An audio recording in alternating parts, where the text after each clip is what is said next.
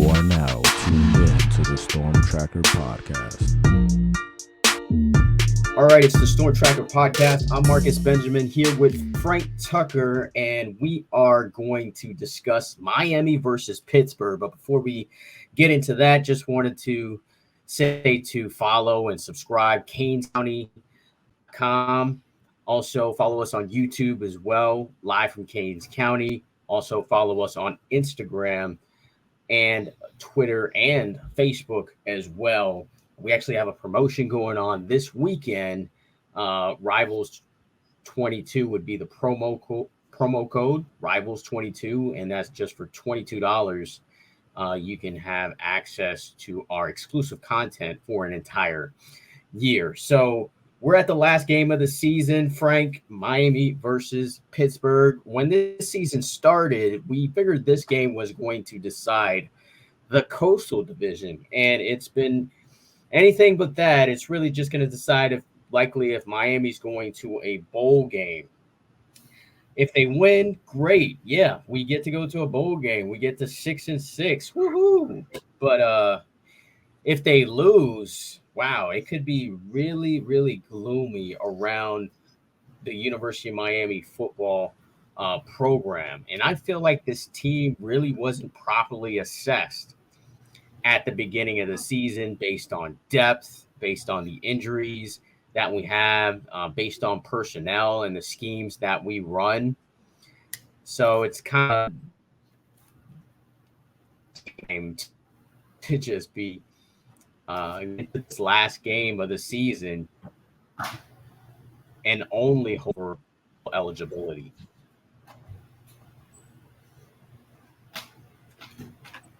You were breaking up. I'm sorry. I said it's kind of a depressing time that we are only going into only looking for bowl eligibility here, and yeah, I mean, hope we're supposed to win. Yeah, I mean, you and I spoke about at the beginning of the year what our expectations were for the season.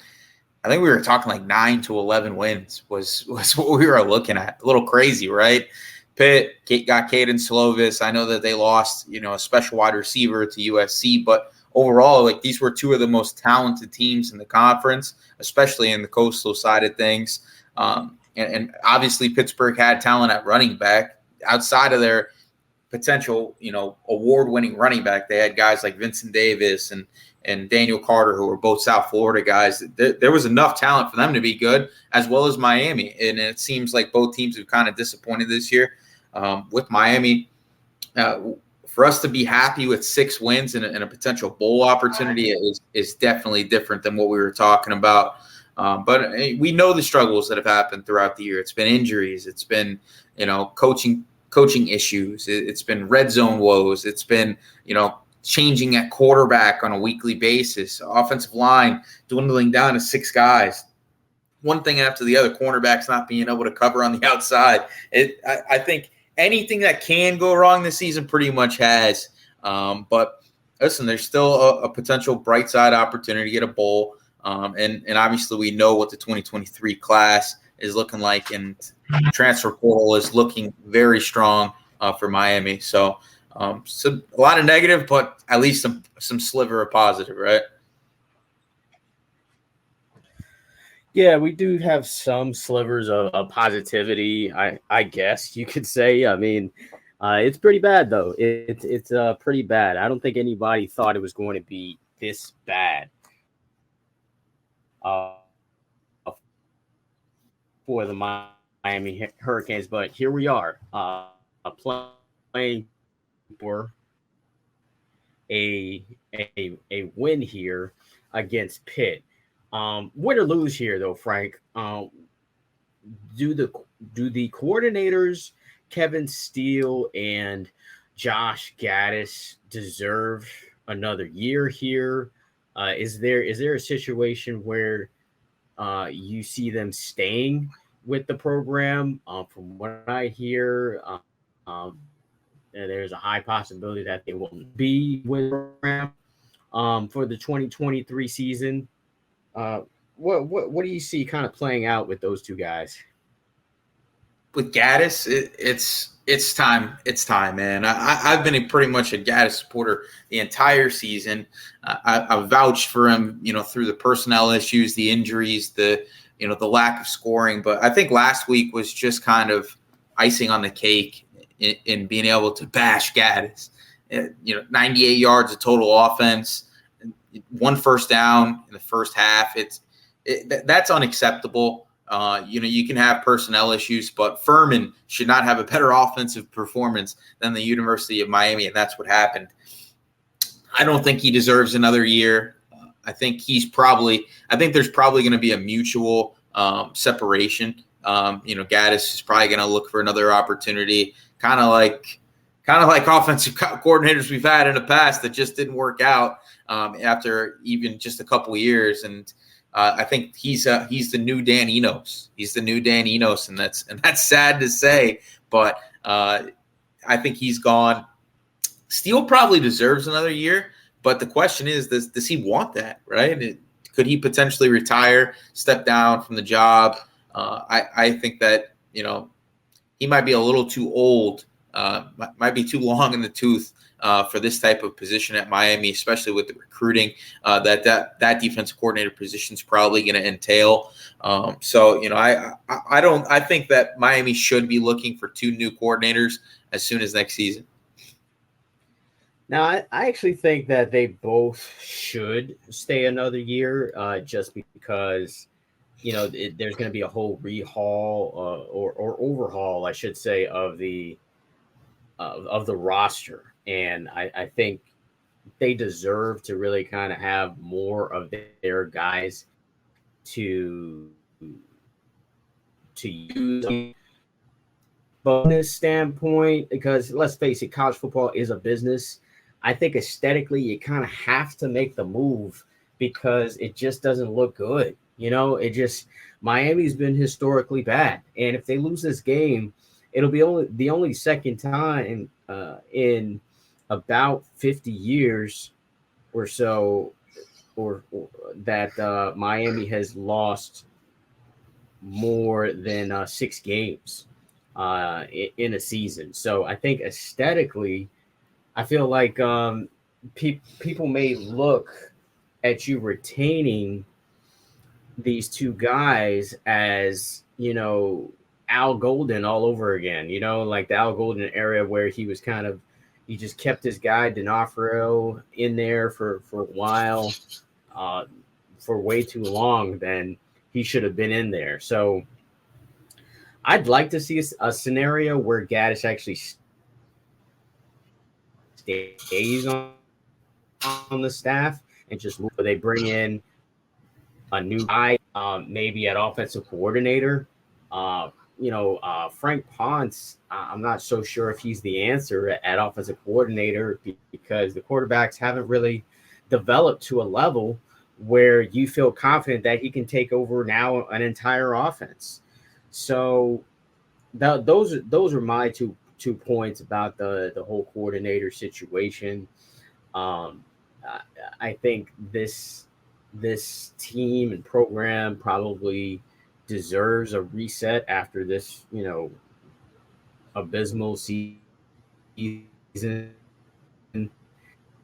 that I deserve to another year just to see what they could do with their guys. But like I said, from a business standpoint and from an aesthetic standpoint, I think moving on from the coordinators might be a good move. And coordinators moving on, players moving on. It has been players that have officially are transferring out kids.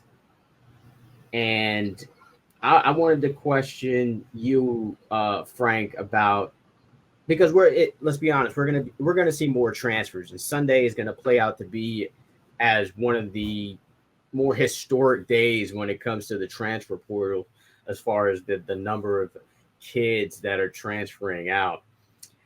And there's more players on the team, and some won't be. So, which players do you think it's in their best interest to transfer out from the University of Miami? I think some guys where it's their best interest to transfer out would be like a Romello Brinson, as well as the likes of Jalen Knight and even potentially a Corey Flagg, right? Guys that, have had a role in the past in this team. I mean, even Romello Brinson, when he wasn't getting passes, was getting a solid amount of snaps in that dwindling receiver core. Jalen Knight, at times, we've seen him have a 100-yard game this year. I still think that with potentially Mark Fletcher ending up in this 2023 class, Javonte Citizen getting healthy next year as a guy that they were really excited about, is probably going to overtake Rooster in the depth chart next year. With Corey Flagg, you got 3 linebackers coming in. We know what Malik Bryant can do. He's been one of the better players in the state of Florida and overall the country. There's a reason he's the number 1 ranked outside linebacker in the nation. Bobby Washington might take a year for him to get on, but I think he can have a Wesley Bassane type impact next season. As a rotational guy early on that could potentially, make an impact with his physicality and things of that nature. And then Raul Gary, we know he's one of the top linebackers in the country as well. 4-star prospect, top 10 linebacker. Got that inside linebacker prototype type body, physicality. He, is athletic enough to play linebacker. I think Corey Flagg's probably going to be out of the rotation as soon as next year. They can talk about him as a quarterback all that they want in the defense, and Kevin Steele can vouch for him. But there are some limitations with him athletically, and we've seen it so many times this year. And I think he's been a huge reason why quarterbacks have been able to run all over Miami. And with Romello Brinson, you see what they're doing in the transfer portal already. Andrew Armstrong was a recent offer out of Texas A&M Commerce, 6'6", kind of fits that Colby Young type mold. And then, they got a couple guys coming in that are more slots, but are going to be fighting for reps. And if you have more guys that are impact players that are slots, like Xavier Estrepo, potentially Brashard Smith get more of a look next year, Ray Joseph, Robbie Washington, then you might need to go to more of a scheme and a fit that fits smaller receivers. And that could mean less and less snaps for Romello Brinson. And he wasn't really doing much this year anyway. So I think all those guys should probably be looking for other spots as soon as next year. Yeah, I mean, Jalen Knighton, of all the names that you said, is probably the one that kind of surprises me the most. But I understand, what you mean by that. Really kind of depends on the running backs that they eventually get in this 2023 class to see if that's, really truly an option that Rooster should take. But I totally agree with everybody else that you said. Some names that I would include is Avonte Williams. I think Avonte Williams, it's in his best interest to transfer out of the program because, athletically, it seems like he's not as good as a James Williams. And he's definitely way far away from Cam Kitchens. and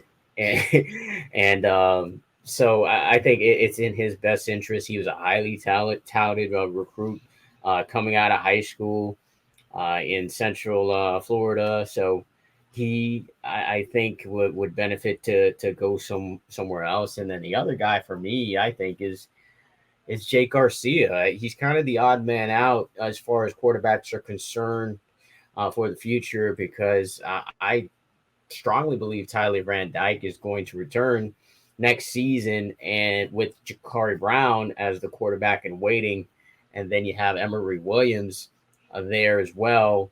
He's potentially just serving as a backup for Tyler Van Dyke and or Jakari Brown, and I just don't see him really maximizing his collegiate career by staying. So he's definitely a guy I could see, potentially. It would be in his best interest to transfer out of the program.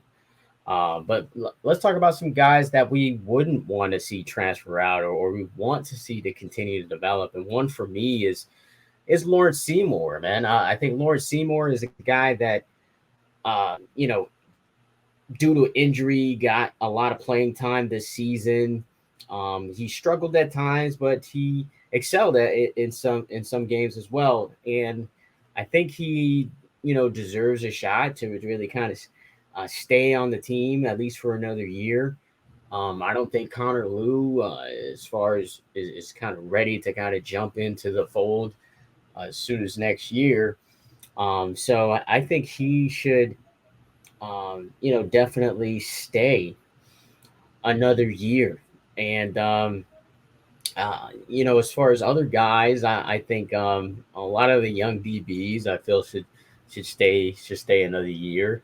Like Jaden Harris, I think he should, stay another year with the program and kind of continue to develop, and as well as some of the guys on the defensive line as well, like Thomas Jones. I feel like he should stay with the program. I think Ahmad Moten should also stay with the program as well. These are really young players that have really yet to really kind of show their potential. So I think those guys, for me, I wouldn't want to see those guys transfer out. I mean, those guys may possibly transfer out, um, but I just don't see. Um, I don't see a lot of value with them going somewhere else, and I think that they can really kind of benefit to stay with the program. And then another player, kind of backtrack that I think would kind of be in his best interest to possibly transfer out is Dominic Mammarelli.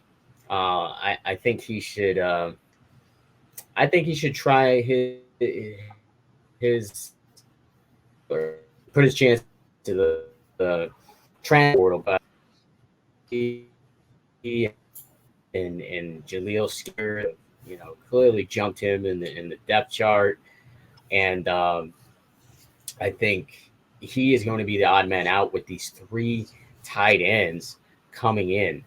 You got Reed McKeska, you got Jackson Carver, and then of course Riley Williams coming into the fold next year. I just don't see a place for Dominique Mammarelli at all. So those are some names that I think we should be aware of as far as transferring out, and those are my opinions on some of those guys. Any other players that you would want to see stay with the program? I think any young player that came in under Cristobal or, has seen some playing time in the past year should probably be staying.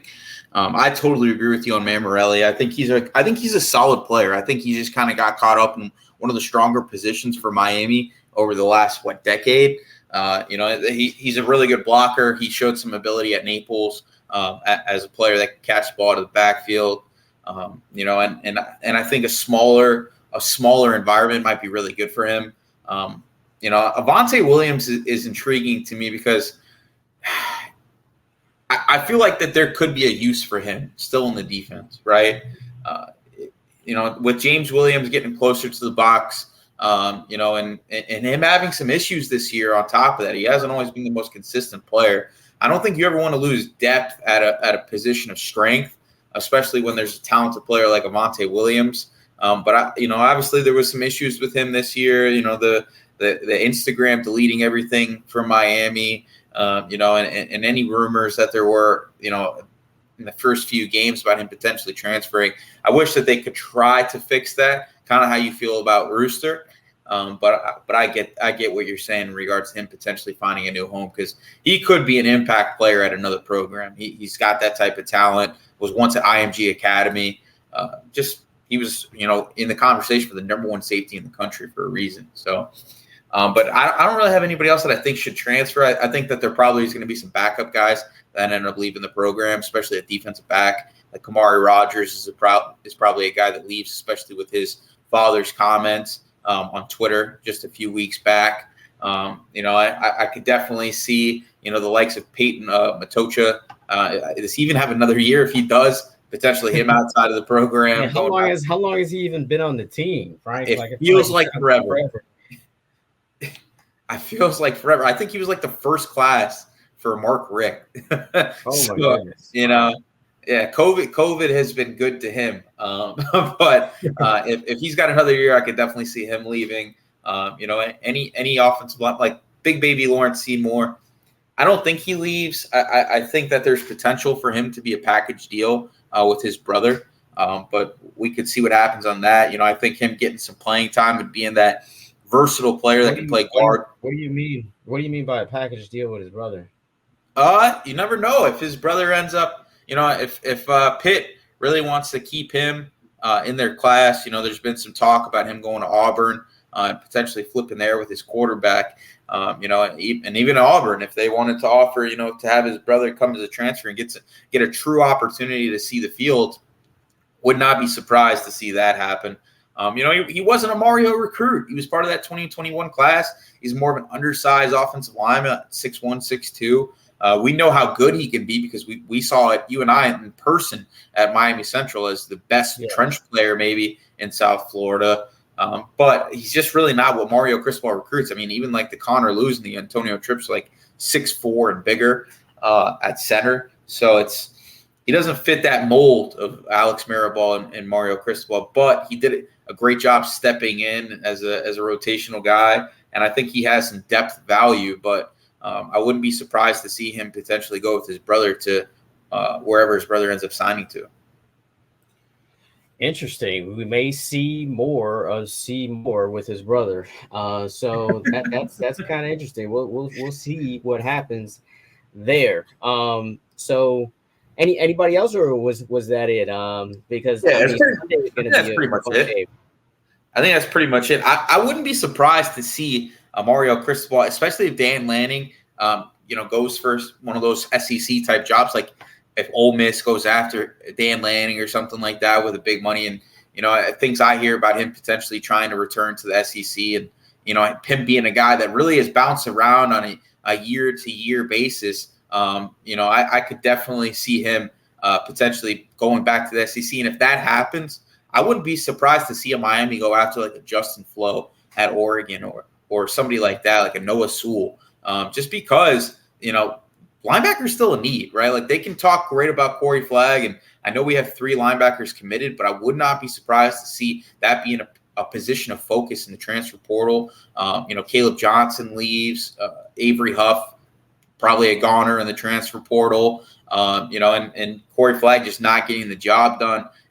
You don't really want to throw the young guys in the fire before they deserve to, kind of like how they did with Wesley Bissaint this year. But I could see some guys from that West Coast, kind of like how we did with Caleb Johnson, to be a target in the transfer portal. I'm glad you brought up linebackers because that brings me to another guy that could potentially transfer, and that's Keontre Smith. What do you think about him staying or going? I think he stays. I think he's a South Florida guy. He's not really like an NFL. Which doesn't mean a lot, though. A lot of these South Florida guys are leaving. Yeah, but he's got a ton of playing time this year. I think the 6 players we've seen kind of exit the team this year, like the Jalen Harrells, Keyshawn Washingtons, are guys that really didn't see the field, and there really was no path to playing time for them as soon as next season. So I don't really think he fits that mold. I know Chaminade has had Thad leave and Alan High leave now in the program, but I think he's a Miami kid.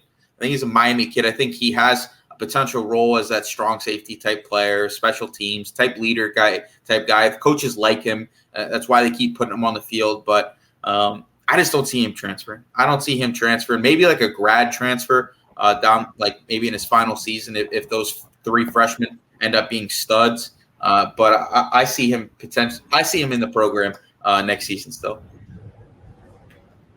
Well, I'm glad you say that because I do like Keontre Smith a lot. I think he made a few plays this season, and I think he deserves another year with this staff and this new culture change that we're seeing at Miami. So to kind of switch things over back to the game, though, TVD is kind of the big question mark once again to play in the regular season finale against Pitt.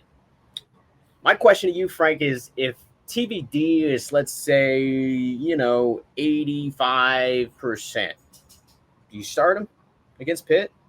No, because I think he comes back next year, and I think he's your starting quarterback at the University of Miami in 2023. you don't want to ruin that guy.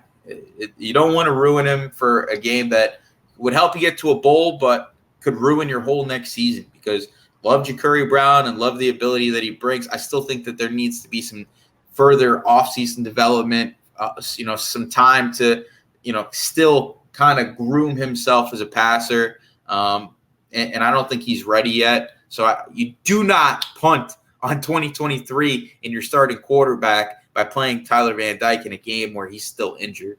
But if he's healthy, you play him. If he's close to like 95%, like something where it's that's what I was gonna ask you next. I was like gonna be like, okay, 95%. Yeah, like if he's a slight questionable, like how the NFL does it, right? Like if he's like a strong limited practice performer, like that level of participation, I think I would be okay with him suiting up, or maybe even being like in an emergency type role. But if it's still bothering him, if it's inhibiting his ability to play and throw the ball vertical, kind of how we saw him last time, you don't play him. You don't play him because you don't want to set back and you don't want to hurt his offseason recovery, I guess you could say.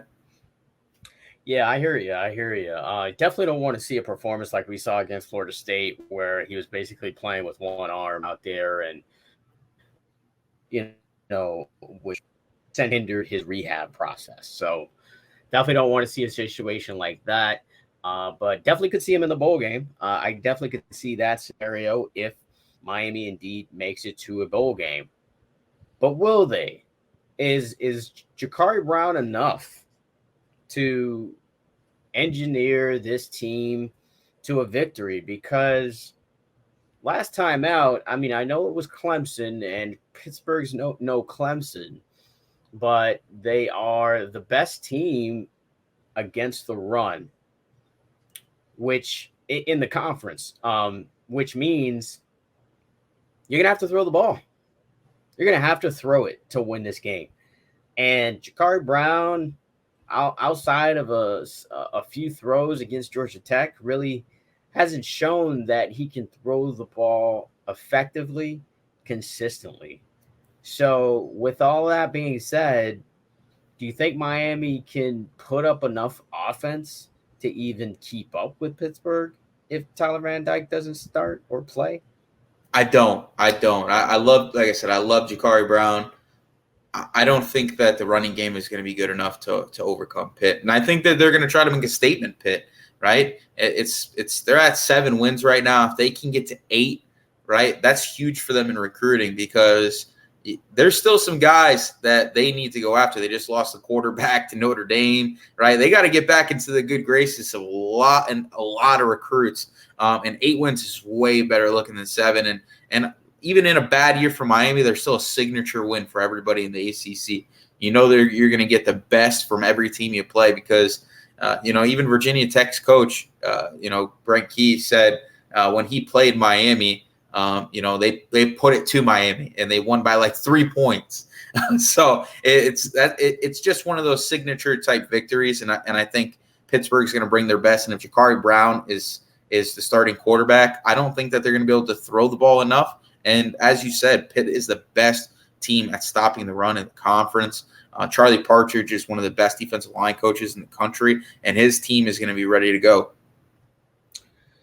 Yeah, I mean, I disagree with the fact that Pittsburgh's going to be motivated to play this game. I don't think they're really going to be motivated. They've already, the difference between like a 7-win season and an 8-win season is not a big difference. It's not a big difference where you would be like, oh, we really need to go down there and, show what we can do. I think, they are going to play it safe. I heard, the defensive lineman Elijah Cansey out of Miami Northwestern is likely probably not going to play. Israel Abenakanda, I think I said that name right, was banged up in the last game as well. So he's a heavy, carrier of the football. Let's just say that they give him the ball a lot. And I just don't think you risk him for next season as well. Just like with the TVD, situation. Now, the motivation is the fact that Miami's won 4 straight against Pitt. So they do want to kind of get off the schneid. Can you believe the last time the Pitt actually beat Miami was that game in Pitt where Miami was undefeated and trying to finish an undefeated season? That's the last time Pitt beat Miami. When I looked that up today, I was like, whoa, I can't believe that was the last time. So Miami has had Pitt's number, and we've seen situations like this a couple years back too, where Miami, I don't believe, was favored in the game. It was the last game of the season, and then Miami ends up winning like 24-3 or something like that. Miami's going to be highly motivated. They usually play better at night. They haven't played well at home though this season. So I do think this game is not going to be an embarrassment. That's what I think. I don't think it's going to be an embarrassing game. Now, Miami may end up losing it at the end, to a QB turnover or something like that. But I think Miami's going to be more motivated than Pitt. And we both know that college football is a kind of a motivational type of game, as well as a high school game, of course. And I think they're just going to be motivated to play. So I think defensively, if Miami can just make them a one-dimensional team, this team is not good at throwing the football. This guy, Caden Slovis, is not, he's got like 7 picks this year. I mean, he's not somebody that I think that will hurt Miami as other quarterbacks in the ACC have. So the question is if they can just score like 3 touchdowns, because if they get there, they win this game, to be honest. But will they get there, man? Based on what the performance we saw against Clemson, you're kind of led to believe that will not happen. But let's think back to that Georgia Tech game where I would say Pitt is kind of a similar team to Georgia Tech. Georgia Tech actually beat Pitt this season. So this game could go either way for me. But I tell you what, Jakari Brown has got to make some throws. That's the thing. He just has to make some throws. He has to be schemed up, it seems, to make those good throws. I know there's not a lot of confidence in our OC to scheme up things based on what we've seen. But I just don't think it's going to be an embarrassment on Saturday, and I hope the Hurricanes prove me right on that one. Yeah, I don't think it's going to be an embarrassment. I don't want to be miserable again in the press box watching a Hurricanes football game. Yeah, it seems to be every time you and I are in the press box, we end up losing, and it seems like you have to write like a eulogy for the right for the post presser article. So hopefully that's not what happens this week. But I think even if Jakari Brown plays, it's going to be close, just because I think Miami's going to control the clock in some way, shape, or form, even if they don't score a ton of points. Like I don't think Pitt is some powerhouse or anything like that. It's not going to be 3 and out every time they play. And you're right. Pitt's not a powerhouse offensively either. And if their running back is not at 100%, or if he doesn't play, that's going to hurt them heavily. Even against Clemson, Miami did a pretty good job defensively. Cam Kinchin's another great performance, and I think he's going to try to put a cap on the year in a strong way for his All-American, argument that's going on right now. Which have we even had? The best. Has anybody ever won the Thorpe Award? We've had one guy, right? No, I don't think Miami's ever won the Thorpe Award. Yeah, so what if he could get in the conversation of that with another huge performance? 7+ picks on the year. Leads the team. Potentially gets close to leading the team in tackles.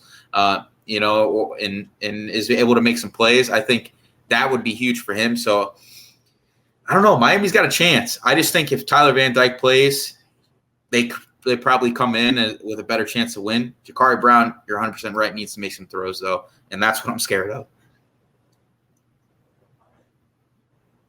Yeah, I think frightened at that idea of him trying to will this team to a victory with his arm.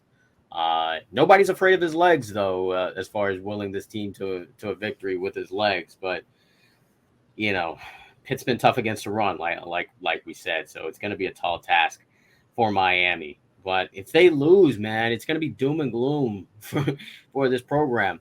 The only thing that could possibly save them if they lose is if they can backdoor their way into a bowl game as a 5-win team. And I just posted a story on CanesCounty.com that really kind of details pretty much the scenario in which Miami can get in there. And it's a good possibility, actually, because I don't know if you know this, Frank, but it basically comes down to academic success rate for the 5 and 7 teams, and all of the teams that are above Miami are likely going to lose this weekend. We're talking about Georgia Tech. We're talking who's playing Georgia. We're talking about Vanderbilt, who's going to be playing Tennessee. The only team that might win is Rice. Rice is above them. Or Rice, has a higher academic success rate, but it's a whole list on that article. So they could backdoor their way into a bowl game depending on how everything plays out tonight and tomorrow. So I don't want to say that's a moral victory if it happens, but that's something that will likely be decided before kickoff tomorrow, because Miami is going to be playing Pitt at 8:00 in the evening time. So those games will be over, and we'll have a better idea if Miami needs to win the game or not. They need to win the game regardless, just for aesthetic purposes, for motivational purposes, and for recruiting purposes as well. So we'll see how it all plays out, but Miami can still go bowling with a loss. Yeah. All right. Let me ask you this question. If you're 5 and 7, do you accept a bowl game invite if you're Mario Cristobal, or do you just live with the 7 losses? Nah, absolutely. I don't think Mario's Cristobal's pride is that big where he's going to say, no, we don't deserve to go to a bowl game. I think he really values the extra practices and, possibly going on the road, that situation. I think that is more valuable than just kind of dismissing the team and being like, oh, you guys don't deserve, because they don't deserve it. And in all honesty, they don't deserve to go to a bowl game if they can't beat Pitt on Saturday. But I think you accept that bowl bid wherever it is. Likely, I hear the Gasparilla Bowl and the Fenway Bowl are the likely 2 destinations. If it's the Fenway Bowl, I'm going, man, because I've always wanted to go to Fenway. and then my wife's from Boston at the same time. So it's like a perfect scenario. Gasparilla Bowl, I'll probably go to that too, man. That's in Tampa. Got family in that Tampa Bay area as well. And, it's you'll get some Canes fans that will travel up for the game. If it's one of those 2 scenarios, it's the soul, I say no. I think they're going to go either way. Yeah, I think that's the only probably bowl that I'd probably say no to. But if it's the Poinsettia Bowl, I think you go. I think, you're not going to be able to go to the Gator Bowl or the Cheez-It Bowl or any of these higher tier bowls. It's going to be likely the Fenway Bowl or the Gasparilla Bowl. And I think you got to accept that bid. Yeah, I get what you're saying. I think 8 losses would look bad. That scares me a little bit. Bit. Crazy to think that they can still make a bowl game, though. So I guess we will see. You want to talk about some recruiting? Yeah. Just lastly, before we wrap this up, just kind of, you've been covering the offers that Miami's have been giving out to some recruits here. Which one of these offers really kind of excites you? The Maluki Smith kid is part of that Danny Hernandez coaching tree, one of the top quarterback coaches in the country. Big time presence in California. He actually has coached a lot of notable quarterbacks, like as a trainer. So I'm intrigued about him in 2024. And it is interesting that Josh Gaddis and Frank Ponce were actually the ones that offered him. So I guess there's still some chance that Gaddis could be staying, as he is still offering quarterbacks for next season. But the Andrew Armstrong kid, transfer portal receiver, was actually offered by Alonzo Highsmith. The last time that happened for a receiver, it was Colby Young. For him to be going after a guy with the same profile from a small school, right, moving up in competition, not really a known commodity until 24 hours after he entered the transfer portal, where offers starting to pour in. He was a no-name kid coming out of high school, but he has grown 2 inches, put on almost 20 pounds. Looks like an absolute freak. Had over 1,000 yards this year, double-digit touchdowns. He could be a guy that comes in right away and plays. And now you got 2 6'6" or taller receivers on the outside for the Miami Hurricanes. Don't know if we've ever had that. We've had like Lawrence Cager on occasion, and Daryl Langton was a momentary blip. But to have 2 freaky, athletic, big-time targets on the outside is super intriguing. And obviously, we know that Miami needs help at receiver. Outside of that,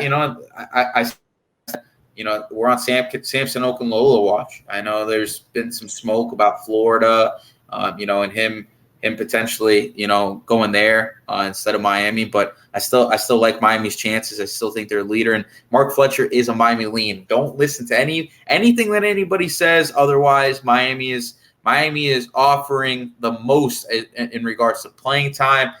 And off the field opportunities for Mark Fletcher. And that is a huge Canes fan. And that is going to play a factor in his recruitment, because if it was anything other than that, Michigan and Penn State would be in there, because they are 2 schools that produce running backs and have 2 really good running back coaches. So I love Miami there, and I think that Damari Brown and Mark Fletcher could be a tandem.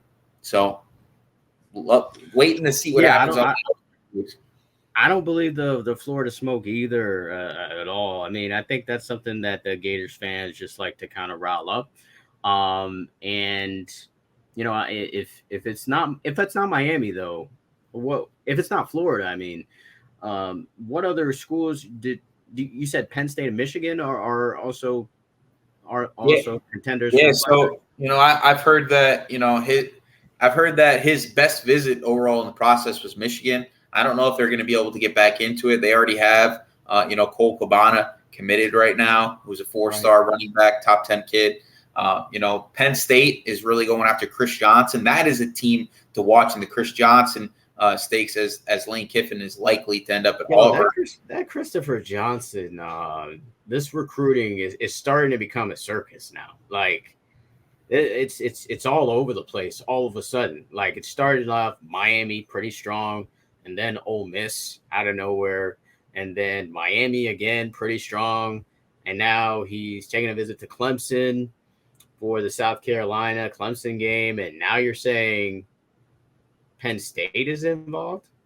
Yeah, it's crazy. Late visit scheduling. He scheduled an official visit to Clemson, right? Like, these were teams that he was saying weren't even in the race at the very beginning, right? Like, he wasn't even talking about these schools like that, and they've been recruiting him pretty much the entire time. So it's weird to see, and it's crazy because we're inside the situation, right? We're hearing from sources directly inside the decision-making process, and even they can't get a read on the total situation right now. He has gone from a Miami lean to who knows where he's leaning right now, because it was Ole Miss, but now Ole Miss might not even have a coach, and it doesn't look like Auburn's going to be a take for him, because they have a kid in Cobb who's one of the top running backs in the country already committed to their program, and it looks like Cadillac Williams has locked himself in an opportunity to be on whoever staff ends up getting the job.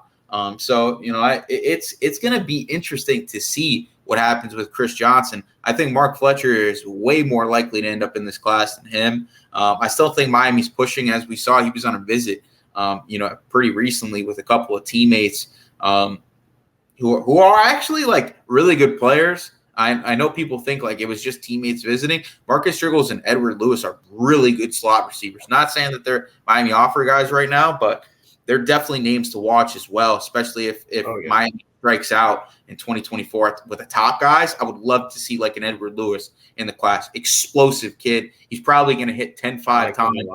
Yeah, he's probably going to hit like 10-5 times in the 100-meter and track this year. So I'm excited to see what happens with him. But Chris Johnson, a little weird situation. But I think Antoine Jackson being close with the kid is going to help that. And we'll see what happens with Penn State at running back because, they are always in the conversation for the top backs in the country.